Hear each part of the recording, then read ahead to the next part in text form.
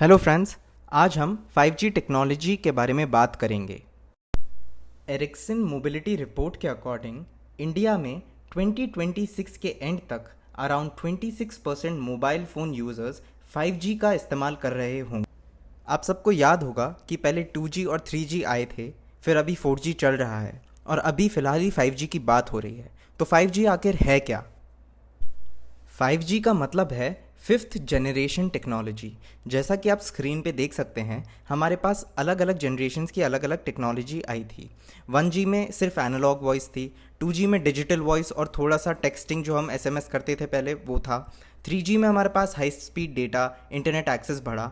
अभी 4G में हम देख सकते हैं कि हमारे पास हाई स्पीड इंटरनेट है, हम स्ट्रीमिंग कर सकते हैं, ऐप्स चला सकते हैं। 5G जो 2020s में आएगा उसकी स्पीड बहुत ज़्यादा होगी। इन सब में डिफरेंस सिर्फ स्पीड का ही है कि स्पीड बहुत ज़्यादा बढ़ती है, जिसकी वजह से जो टाइम कंज्यूम करती है स्ट्रीमिंग सर्विसेज या कुछ भी, जैसे ऐप खोलने में भी जो टाइम लगता है वो सब बहुत कम हो जाएगा। 5G की वजह से हमारे जो डिवाइसेस का इंटरकनेक्शन है वो भी काफ़ी तेज़ रफ्तार से बढ़ने चलेगा। इसकी वजह से इंटरनेट ऑफ थिंग्स और आर्टिफिशियल इंटेलिजेंस, ये सारी चीज़ें बहुत अच्छी तरीके से आगे बढ़ेंगी और हमारी फैक्ट्रीज मशीन सब में ऑटोमेशन होगा। चलिए अब बात करते हैं कि क्या 5G हमारे लिए नुकसानदायक है या हमारी हेल्थ को किसी तरह से अफेक्ट करता है। जैसा कि आप सब जानते हैं, जूही चावला ने अभी सुप्रीम कोर्ट में एक केस दर्ज करा था।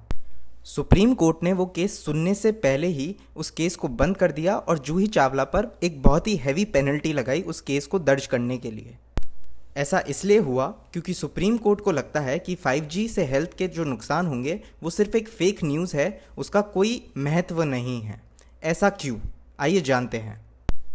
आज तक ऐसी कोई भी रिसर्च या स्टडी नहीं मिली है जिससे वायरलेस टेक्नोलॉजी और हेल्थ इफ़ेक्ट्स में कोई भी लिंक पाया गया हो। मतलब कि वायरलेस टेक्नोलॉजी से आज तक कोई भी एडवर्स हेल्थ इफ़ेक्ट पाया गया ही नहीं है। लोग कहते हैं कि रेडिएशन के बढ़ने से और रेडिएशन के ह्यूमन बॉडी में एंटर करने की वजह से 5G शायद हमारे लिए हार्मफुल है, पर ऐसा नहीं है। टिश्यू हीटिंग एक मैकेनिज़्म है जिससे जो रेडिएशंस हैं वो हमारी बॉडी में घुसती हैं और हमारा जो टेम्परेचर है वो बढ़ा देती है। पर जब भी हम रेडिएशंस की फ्रीक्वेंसी बढ़ाते हैं, उसकी वजह से जो रेडिएशंस होती हैं वो बॉडी में पेनिट्रेट नहीं कर पाती। जैसा कि आप स्क्रीन पे देख सकते हैं, इस चार्ट में फ्रीक्वेंसी बढ़ रही है आगे जाते हुए, और जो 5G है वो 30 गीगाहर्ट्ज़ से लेके 330 गीगाहर्ट्ज़ तक काम करता है। इसका मतलब है कि फ्रीक्वेंसी काफ़ी ज़्यादा बढ़ जाती है। फ्रीक्वेंसी बढ़ने के कारण बॉडी में रेडिएशंस एंटर ही नहीं करती हैं, वो स्किन और आइज़ तक सीमित रह जाती हैं। इसीलिए ये कहा जा सकता है कि 5G से हमें कोई भी हेल्थ का नुकसान नहीं है, कोई भी एडवर्स हेल्थ इफ़ेक्ट नहीं होगा। 5G हमारे लिए बहुत ज़रूरी है, हमारे देश के विकास के लिए ज़रूरी है और साइंस एंड टेक्नोलॉजी को एक नए फील्ड पे लेके जाने के लिए भी आवश्यक है। Thank you.